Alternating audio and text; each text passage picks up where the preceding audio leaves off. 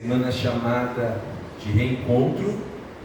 Por conta disso, vamos voltar na quarta-feira. Nós vamos continuar quarta, quinta e sexta. Eu faço um apelo para vocês.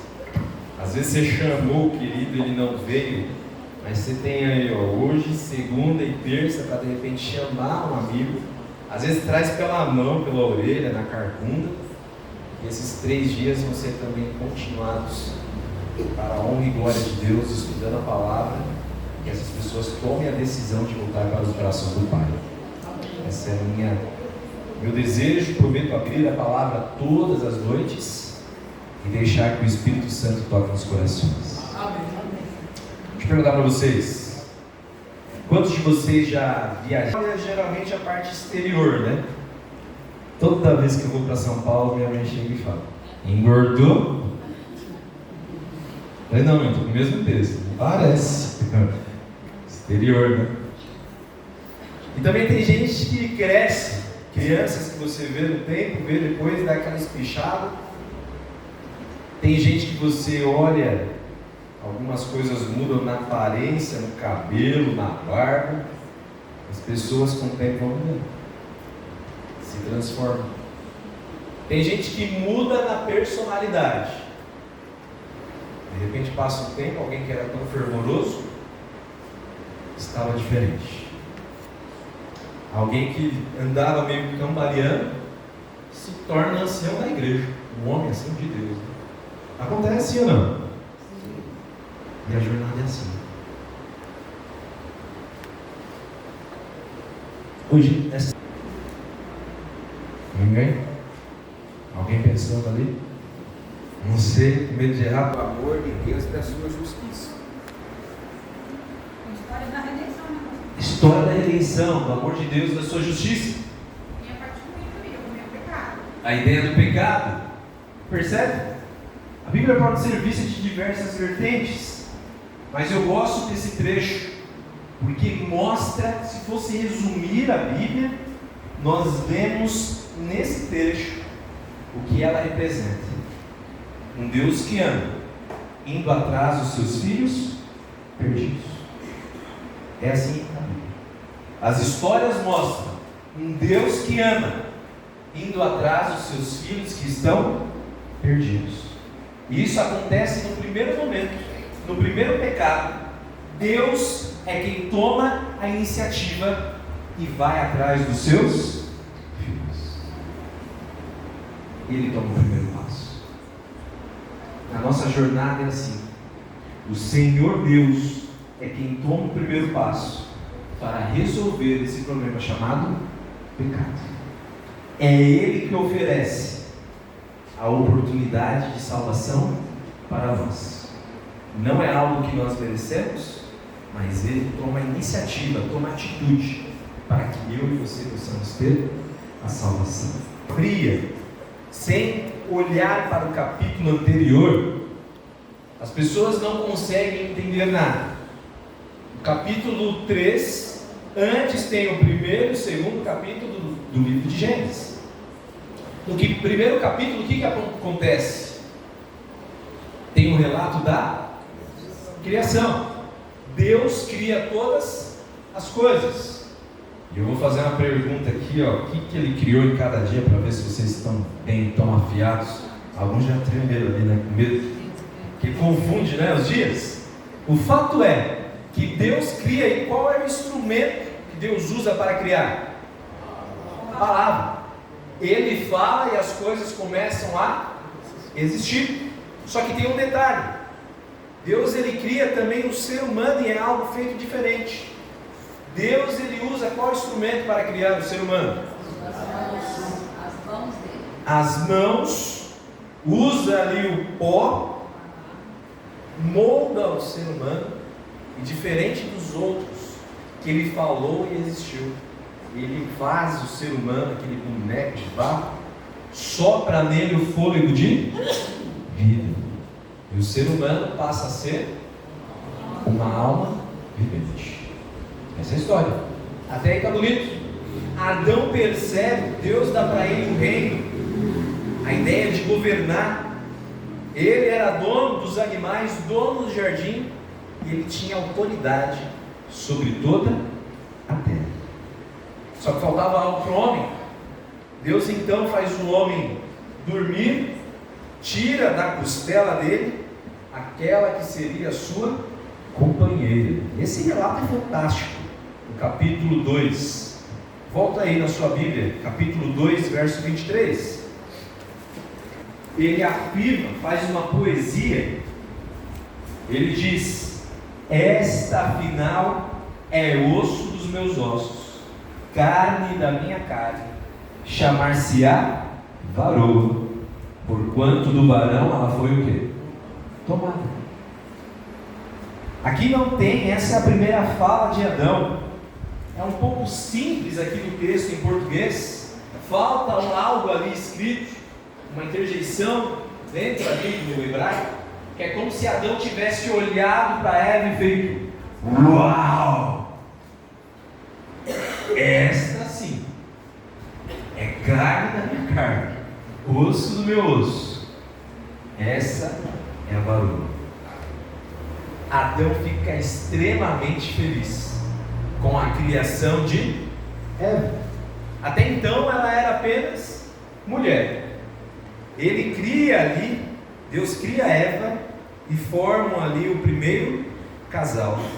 Verso 24 diz: por isso deixa o homem pai e mãe, se une à sua mulher, tornando-se os dois uma só carne.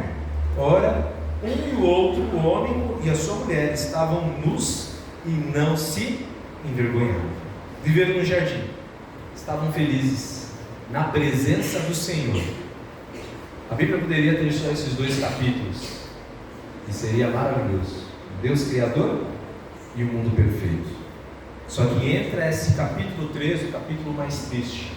Deus tinha dado uma ordem para o homem, vocês conhecem essa ordem, que ele poderia comer de todas as árvores do jardim, com exceção de um teste de obediência, um teste de fidelidade. E como nós vimos, infelizmente o ser humano, ele errou. E na nossa jornada nós também erramos. Eu sou um dos primeiros a tirar pedra em Adão e Eva, né? Vocês foram cabeçudos. Se não tivessem errado, estaríamos felizes. Quantos já pensaram assim? Se Adão tivesse sido teimoso, olhou só para a mulher, ou se Eva não tivesse se afastado, tentamos colocar ideias, o fato é que eles erraram. O texto não está aqui mostrando o porquê, qual que foi o gatilho, mas o fato é que eles escolheram obedecer a sua própria vontade. E quando nós olhamos a nossa jornada, quando nós tentamos escolher a nossa vontade sem estar ao lado de Deus, em desobediência àquilo que Ele deixou para nós, nós caímos, nós erramos e por vezes nos afastamos. Quando nós olhamos, tentamos olhar de uma forma minuciosa esse texto, a Bíblia ela deixa claro alguns pontos para nós e vale a pena a gente tomar como nota. Ela começa apresentando um ser que não tinha sido falado anteriormente. O início do capítulo 3 fala de quem? Masá, sem ter, serpente. Não faz uma introdução, não fala quem ela é, dando a entender que era alguém conhecido na história. Mas a serpente, mais sagaz que todos os animais selváticos que o Senhor Deus tinha feito, disse à mulher. A ideia do mais sagaz é como se fosse aquele ser, usar um termo assim, mais danado, usando ali os dons, a malandragem, sabe? Mal. Eu vi um vídeo uma vez de um amigo, ele compartilhou comigo, falando do carioca, né? Nada contra o carioca. Tem algum carioca aqui? Deixa eu ver. Também que não tem. Cadê? Essa gente boa. E era o carioca falando do paulistano, do paulista. que o carioca ele é mais o quê? Malandro. O paulista é mais bobão, assim, vou falar. O carioca é mais malandro no jeito de ser, na negociação, no jeito de falar. E é verdade, você fala pro carioca, você fica com medo de ele estar te passando para trás na negociação, né? Às vezes tá mesmo, né? Mas é o jeito, o diálogo, a forma, o sotaque que às vezes causa essa impressão, e essa cultura que tem por trás, mas são pessoas fantásticas. Mais sagaz, mais malandra dos animais que Deus tinha feito. Ela então fala à mulher, faz uma pergunta esquisita até então. É assim que Deus disse: não comereis de toda a árvore do jardim? É uma pergunta, você fala, já fizeram prova e você fica na dúvida de responder, parece uma pegadinha. Fala, se eu for por esse caminho, parece que está certo e nenhuma das respostas está correta. Não é na vez que você fez vestibular e você não estudou e não sabia nenhuma das respostas. É quando às vezes a pergunta é mal feita. Diz, não é assim que Deus diz, não comereis de toda a árvore do jardim? Na realidade, Deus tinha falado para eles comerem do quê? De todas as árvores do jardim, com exceção de uma. E quando nós olhamos para esse ponto, nós percebemos que o nosso Deus é um Deus de liberdade. Quando nós olhamos no conceito de igreja, algumas pessoas às vezes acabam saindo porque acham que na sua perspectiva Deus é um Deus que restringe.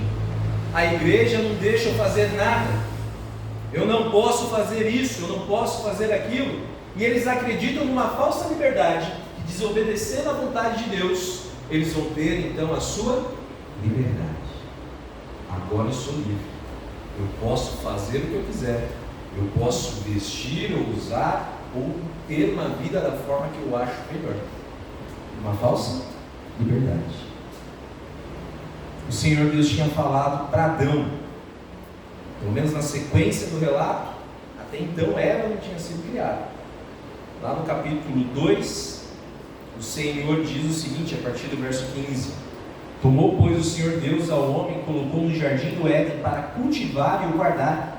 E o Senhor Deus lhe deu esta ordem: de toda a árvore do jardim comerás livremente, mas da árvore do conhecimento do bem e do mal não comerás, porque no dia que dela comeres, certamente o que, queridos? Comerás. Deus tinha falado isso para Adão. Eva ficou sabendo disso. Adão deve ter transpassado, ou quem sabe ali os próprios anjos, o próprio Deus. E a resposta dela tem um adendo, talvez feito por Adão ou por ela mesma. Olha o que diz no verso 2 do capítulo 13: respondeu a mulher: do fruto das árvores do jardim podemos comer, mas, verso 3, do fruto da árvore que está no meio do jardim, disse Deus, dele não que comereis e nem o que tocareis nele, para que não morrais. Percebe a diferença? No capítulo 2 está falando apenas de não comer. Parece que é incluído a barreira do não tocar. O povo judeu, com medo de cair novamente nos erros que cometeram antes do exílio babilônico, formaram dentro das ordens de Deus, da ordenança de Deus, algo que pudesse proteger para que não caíssem nos mesmos erros e no abandono aos mandamentos. Só que essa ampliação se tornou um fardo. Eles, para não transgredir o sábado, não podiam andar uma quilometragem, não podiam cuspir no chão, porque poderia criar uma planta, as ideias. Então aquilo se tornou o que não podia, algo tão duro e uma forma de ser seguida que ia além do que o Senhor tinha falado. Por que eu estou falando isso? Muitos dos jovens que poderiam estar aqui Eu acho que a maioria de vocês são membros frequentes, né? E nós precisamos chamar os queridos. Muitos dos que não estão aqui, quem sabe foram por exigências, quem sabe foram por repreensão, pode ou não pode, que não estavam assim, diz o Senhor. Eu não estou falando para ter uma libertinagem na igreja, não é isso. Mas eu já vi muitos jovens, pelo zelo extremo de alguns, escolherem por abandonar a igreja, pois isso tinha se tornado um pá. Nós temos que ter contato. Fecha parênteses. Deus tinha falado para não tocar. De acordo com o espírito de profecia, Deus tinha orientado para que eles andassem o quê? Juntos. Eva se distrai, não sei por quê, pela beleza de uma borboleta ou de algum outro animal. O fato é que quando ela percebeu, ela estava na frente da árvore. E uma serpente aparece, falando, conversa com ela, e ela conversa com a serpente. Eu tinha um tio que usava uma expressão, ele fala que com gente doida, a gente não pode conversar, porque senão você parece o quê? Doido igual. O inimigo era um louco. Ele achou, serpente aqui, achou que ele, sendo criatura, podia ser igual a quem? A Deus. Isso é um ato de insanidade. E ele tentou oferecer esse mesmo reino, esse mesmo desejo para quem? Para Eva, para o primeiro casal. Ele achou que Deus não era um Deus de amor, que ele estava escondendo algo dele e também de Eva, de Adão. Tentou usar essa mesma lábia que foi feita para enganar aos anjos. Ele fez com que o ser humano caísse. A resposta da serpente foi: do fruto, perdão. Verso 4: Então a serpente disse à mulher: é certo que não morrereis, porque Deus sabe que no dia em que dele comerdes, se vos abrirão os olhos, e como Deus, sereis conhecedores do bem e do bem e do mal. Faço a pergunta para vocês: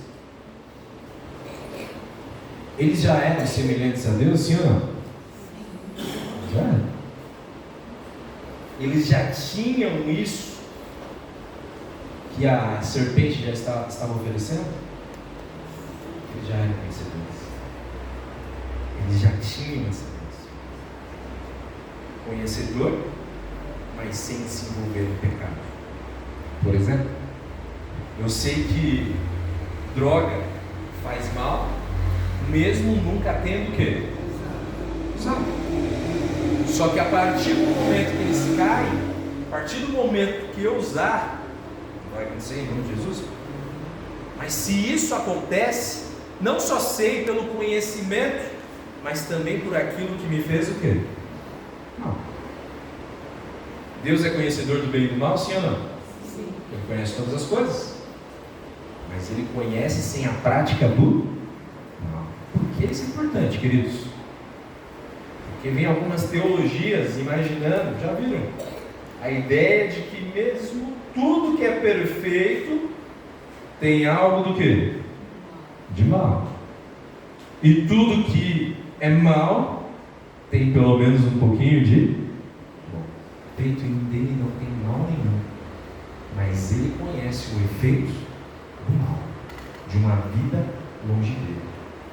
E Adão e Eva também conheciam isso, sem ter praticado. Só que a partir da prática, agora eles vivem uma vida que condiz e leva sempre ao mal. Ela olhou, desejou, viu que a árvore era boa para se comer, agradável aos olhos, desejável para dar entendimento. Deu também ao marido e ele comeu. Qual era o fruto? Aqui é um ambiente de coco, né? Essa é clássica. Ela toma e come, né? Qual a única fruta que toma e come? Só pode ser o coco, né? Na verdade, ela tomou do fruto, ela pegou e comeu. Mas quando eu olho o relato de Eva, não sei na sua Bíblia, qual é a primeira palavra que aparece no verso 6? Qual que é, queridos? Vendo.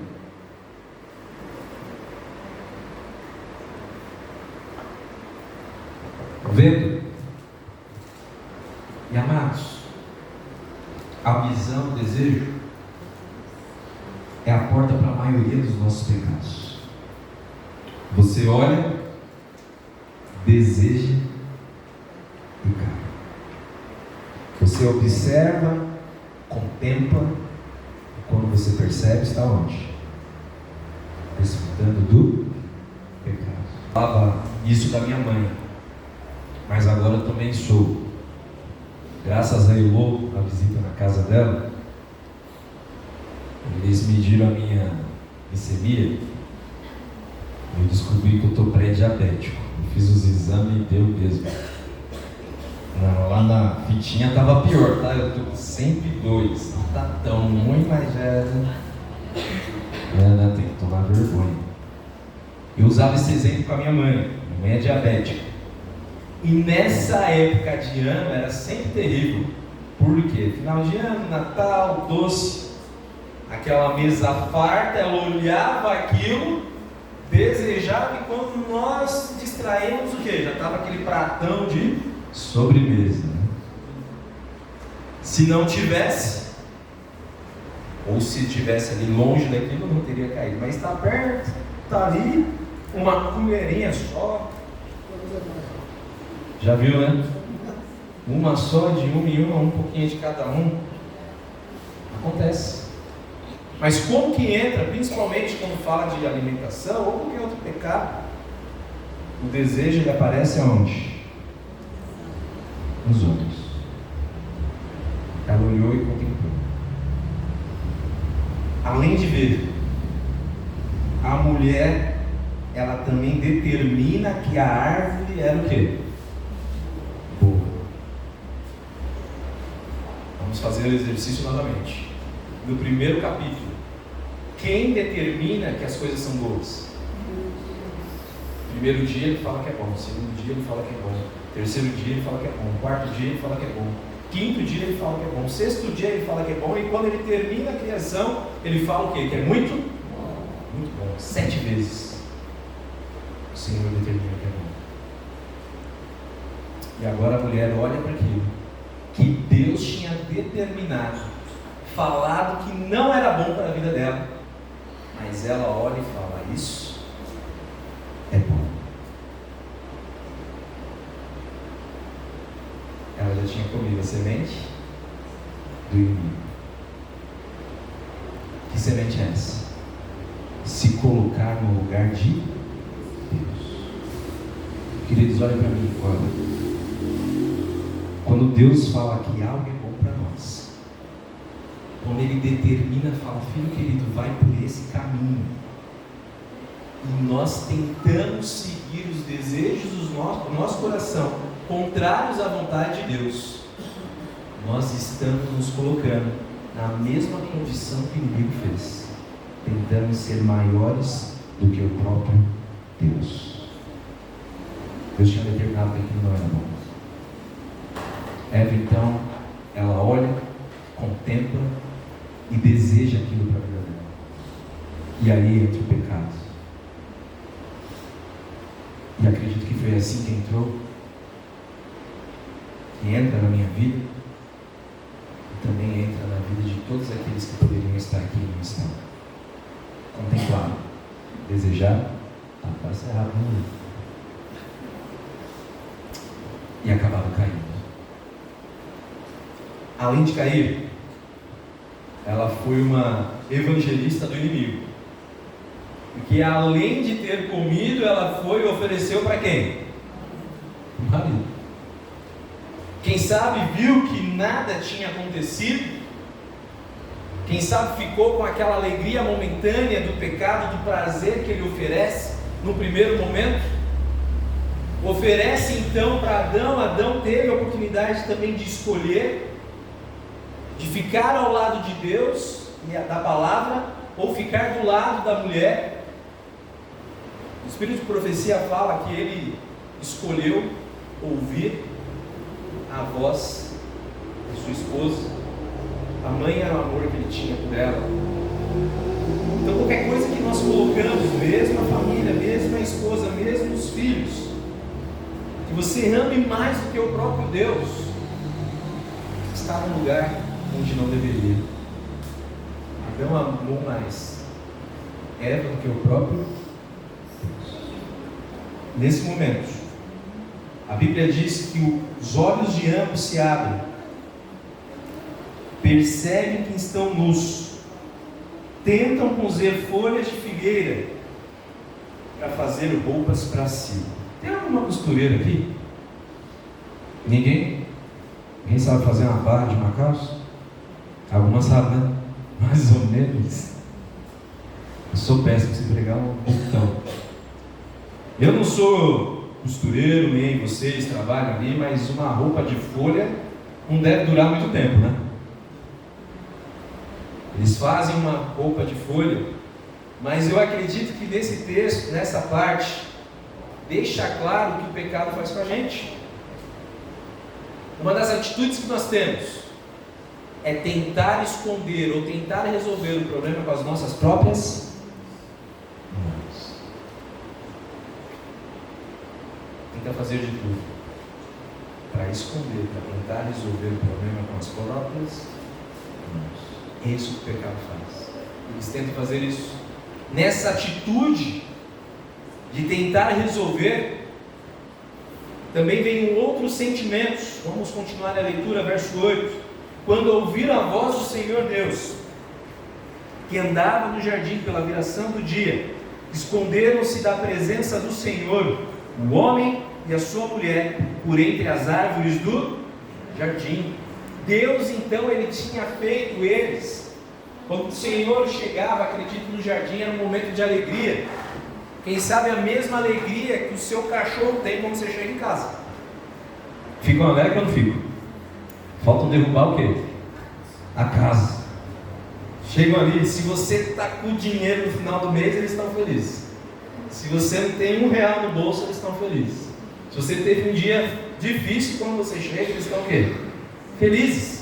Eu fico imaginando essa sensação quando Deus ia na presença de Adão e Eva. A gente não sabe quanto tempo levou. Às vezes, por conta do texto ser rápido, parece que eles foram criados no sábado e logo eles pecaram. Mas eu acredito que não. Que teve um tempo onde eles estiveram juntos e Deus ia na presença deles. Teve momentos na qual o Senhor falou daquilo que o inimigo ia tentar fazer. Que alertou. E era um momento de alegria estar na presença de Deus. Só que o pecado, ele fez essa mudança. Agora, além de tentar resolver os problemas com a própria mão, eles tentam se esconder da presença do Senhor. E é isso que acontece com a gente ainda hoje, quando nós pecamos. A gente tenta fugir pelo medo, por uma visão incorreta de quem é Deus para nós, quem sabe pela vergonha. E tem muitos casos de queridos que poderiam estar aqui, que eu já conversei, não daqui de Pederneiras, e muitos falam: eu tenho vergonha do que aconteceu na minha vida, porque o inimigo das almas, ele é tão sujo, que ele oferece o pecado, e depois que caímos, ele aponta o dedo acusando: você não merece salvação. E isso traz um peso, uma vergonha, ainda mais quando o pecado, quem sabe, é escancarado, as pessoas descobrem. Ele tenta mostrar que não há mais salvação para nós. E ele usa essa mesma estratégia hoje em dia, tentando trazer vergonha e, através do medo, tentando mostrar que o Senhor não tem oportunidade de salvação para nós. Deus, ele aparece. Verso 9: e chamou o Senhor Deus ao homem e lhe perguntou: onde estás? Ele faz para nós hoje. Ele sabe onde você está, sim ou não? Eles sabiam onde estavam Adão e Eva. E ele pergunta: ei, cadê você, filho? Onde você está? Porque eu estou aqui. Filho, onde você está? Adão então aparece e ele tenta responder: ouvi tua voz no jardim porque estava nu. Tive medo e me escondi. Eu não sei se eu já contei essa história, eu fiz a semana de oração aqui. Eu nasci em São Paulo, né? Capital. E em São Paulo, a criança fica muito presa, né? Tem muito o que fazer. E era um dia bem cara de São Paulo, garoa fina, caindo de lado. Eu cheguei em casa, depois da escola, sem nada para fazer de tarde, não tinha videogame nem nada. Fui procurar o que fazer, o que aprontar. Daí eu achei em casa uma daquelas caixas de fósforo grande, sabe? Sabe, né? Já imagina o que aconteceu. Eu peguei a caixa. Eu falei, não vou jogar em casa, no quintal. Eu liguei ali assim de. Só que estava garoando e o que aconteceu? Parou. Eu falei, vou para dentro de casa. Não era químico, nem físico, nem nada, mas sabia que se eu jogasse em algum objeto, poderia consumir e o fogo não apagar tão rápido. Aí eu tive a brilhante ideia de pegar e colocar o famoso saco de pão. Saco de pão, sabe? Não de plástico, que hoje em dia vem, aquele marronzinho. Coloquei. O saco de pão estava em cima da mesa, tinha aquela toalha clássica que a mãe tem, né? Colorida, que o negócio. Cheio de fruta. Coloquei. E aquilo começou a pegar fogo. Bateu o quê? Desespero. E fiquei paralisado. Por Deus. Minha mãe não estava em casa. Estava eu, minha irmã. E minha mãe tinha deixado uma prima para cuidar da minha irmã quando ela era pequena. Minha prima percebeu. Não sei se foi beber água ou algo. Ela viu aquilo rapidamente. Conseguiu virar o pano. Jogou na pia. E por Deus, não taquei fogo na casa. Ufa! Não aconteceu nada. Mas só o que tinha que acontecer? A dona da toalha ia chegar. E ela chegou. A dona Miriam. Só que minha mãe, ela usou assim de uma estratégia maquiavélica. Ela olhou assim, eu estava na cozinha também. Ela, aconteceu alguma coisa aqui? Eu acho que não. Daí ela falou, a Tati te comentou que parece que pegou fogo. Ela falou, é verdade, pegou fogo. E ela, você não viu nada, eu cheguei na hora, eu cheguei junto com ela. Você chegou junto com ela. E você não viu nada assim que aconteceu? Eu falei, mas na realidade, eu vi que a porta do quintal estava assim aberta, que vai para o quintal. Eu só vi pulando o portão um garotinho. Um garotinho. E como estava vestido o garotinho?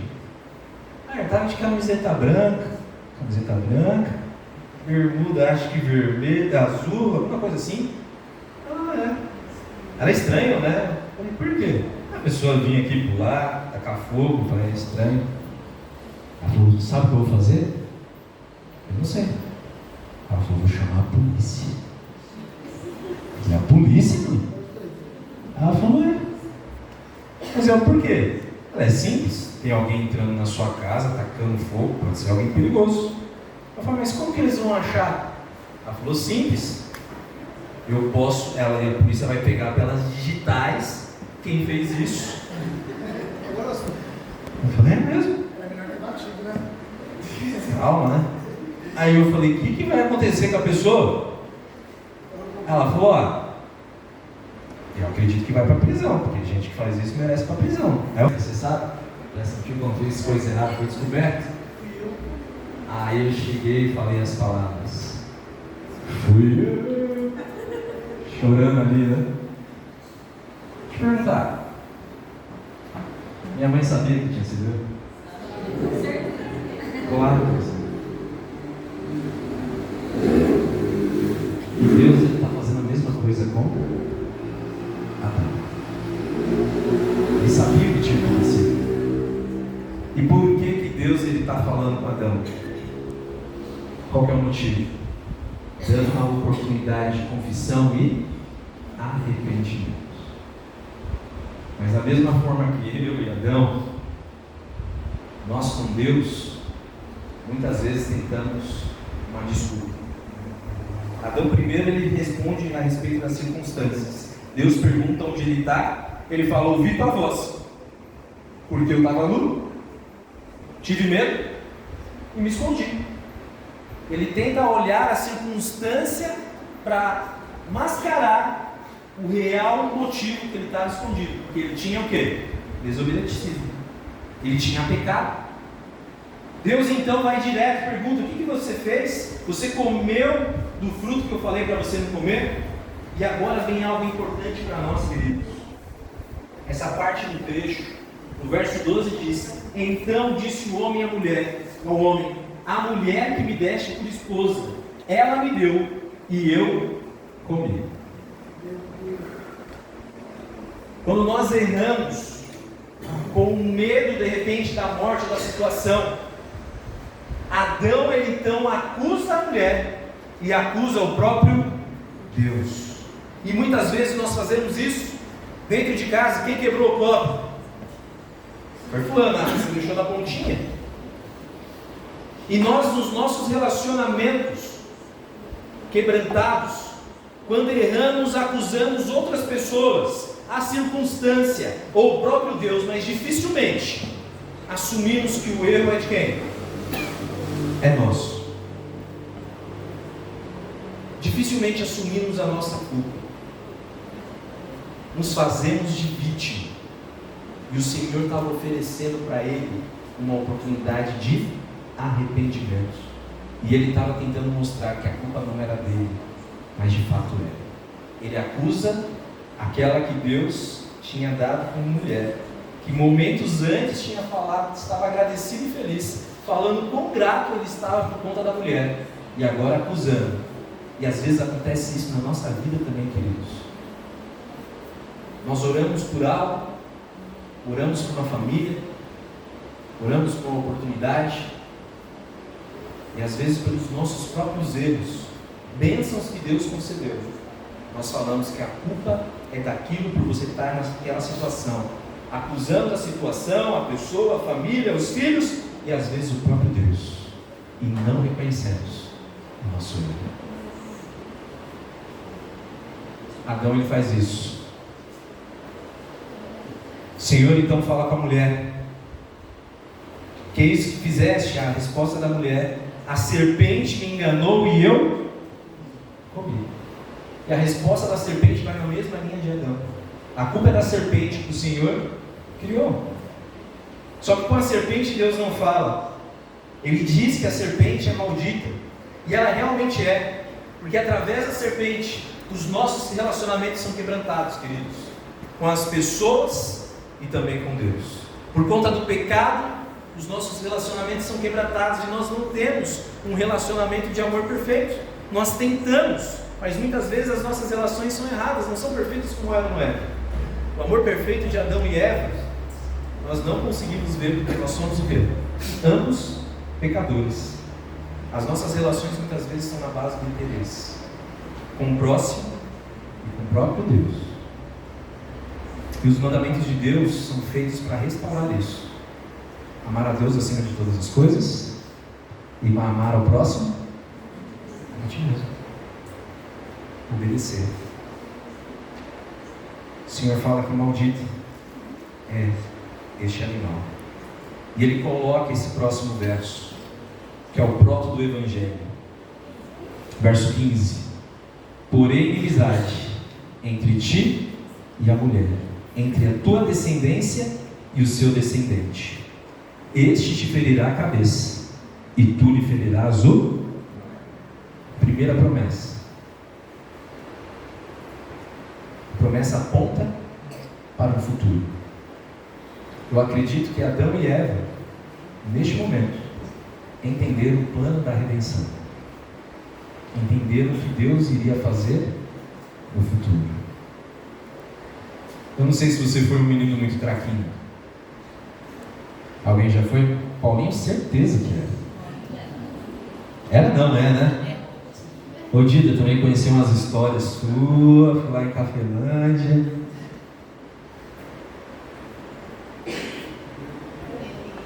Sinceridade.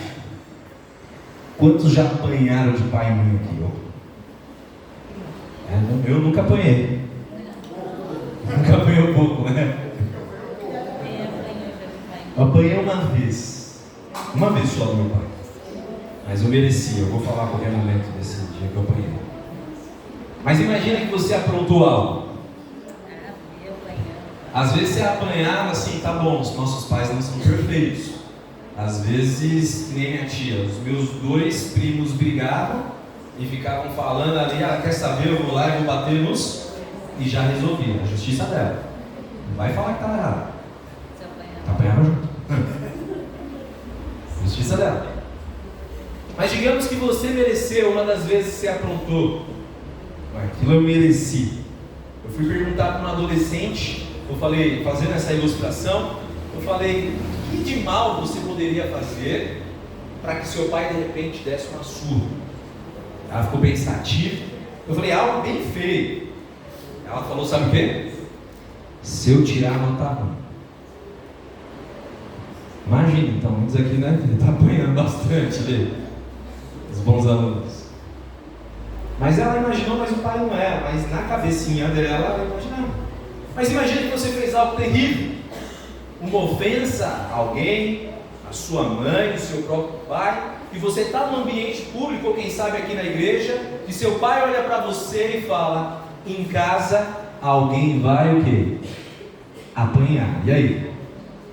Aquele sentimento, você trava, vem o medo,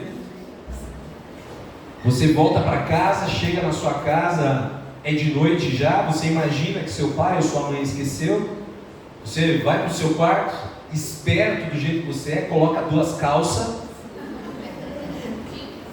jeans, olha lá, ali apanhou bastante, né? Sabe como é que é? Uma de moletom por baixo, diz, vai dormir de calça jeans. Apaga a luz, finge que está dormindo, e de repente começa a subir o pai ou a mãe na sua casa. Você escuta os passos.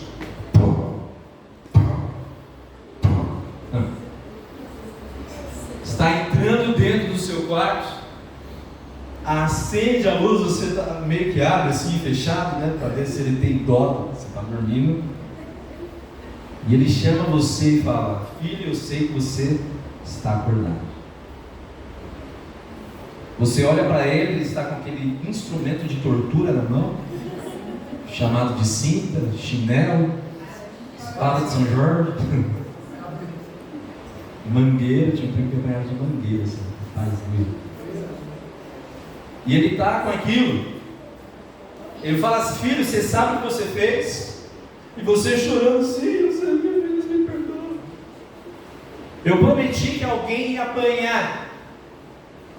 Alguém merecia e fez algo de errado, e o que você fez foi algo muito errado.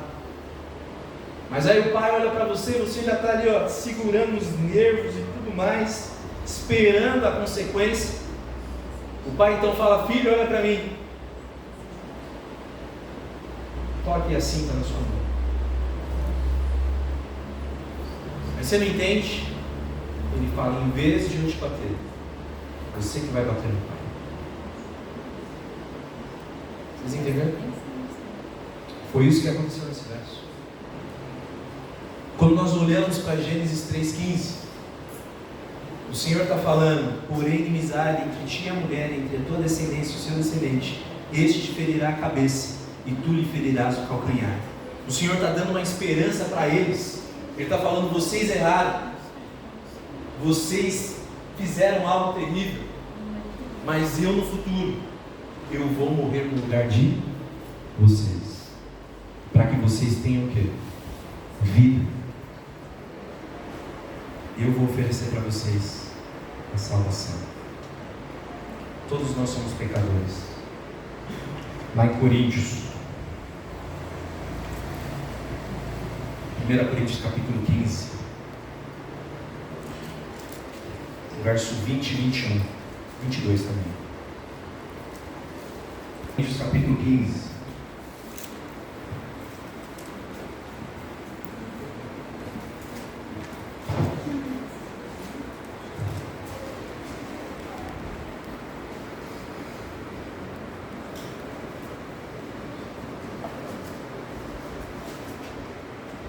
Diz o seguinte, 1 Coríntios 15, capítulo 20. Mas de fato Cristo ressuscitou dentre os mortos, sendo Ele as primícias dos que dormem. Verso 21. Visto que a morte veio por um homem, também por um homem veio a ressurreição dos mortos. Porque assim como em Adão todos morrem, assim também todos serão vivificados em Cristo. Amém? Adão errou.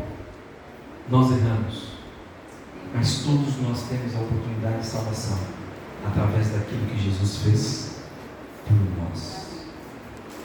Não tem nenhum perfeito.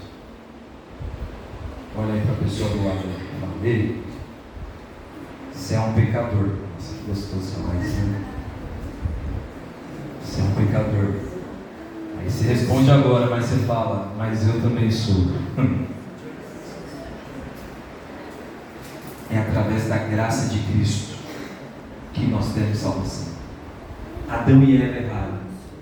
Nós também erramos. Os queridos que de repente se desviaram, nós estamos orando para que voltem. Eles têm que lembrar que essa graça é oferecida para nós.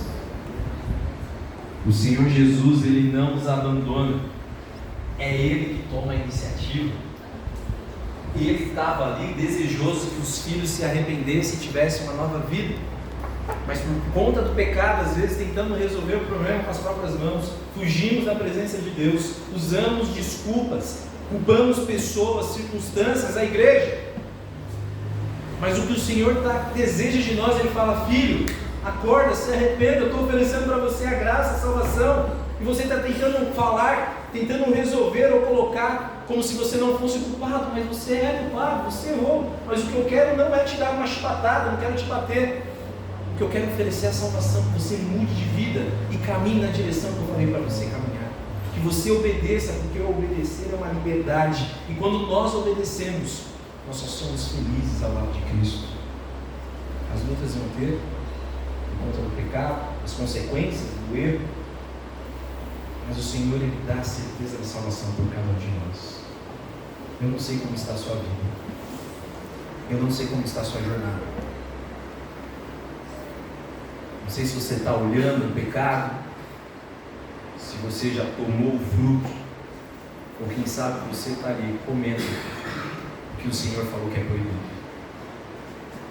Você está olhando, contemplando, fuge. Se você já tomou nas mãos, abandone. Se você já, infelizmente, comeu, se arrependa, larga o fruto e volte para Jesus. É Ele que oferece a salvação. O Senhor Jesus está voltando. A gente já está escutando Ele vindo na escada, sabe? Caminhando. Mas o que Ele quer não é te castigar, não é te jogar no inferno. Ele quer que você se arrependa e tenha salvação. Não importa o pecado que tem por ti. Não importa o seu passado, o seu presente. O Senhor é capaz de mudar o seu futuro. Mas a sua decisão ao lado dele tem que ser hoje. Ele oferece a graça para nós. Está à nossa disposição. Eu acho que essa música que nós vamos cantar é uma música que conta essa trajetória, é uma música do Arautos, que está no nosso cenário. É um hino, é uma oração, mas também é um apelo para a gente tomar essa decisão. Fala que o pecado a gente não tem como explicar. Alguém teve que pagar. E esse alguém foi Jesus. Que o Senhor conceda a graça a cada um de nós. Que nós possamos estar firmes, reconhecer a nossa condição de pecadores e sermos transformados pelo poder do Espírito Santo. Que Ele nos ajude a reconhecer em qual situação da nossa vida nós nos encontramos. Que Ele quebrante, que Ele alerte, mas que nós, nenhum de nós, continuemos na mesma vida de erros que cometemos. Que Ele nos transforme para que juntos possamos estar perto dEle. Ele toma a iniciativa e Ele também oferece a solução. E a solução já foi feita lá na cruz por cada um de nós. Vamos louvar juntos. A música graça. Vamos tocar o instrumento, ser projetado, possamos ficar de pé e anunciar louvores ao nosso Deus, pois através dele nós temos a salvação. Que Deus nos abençoe.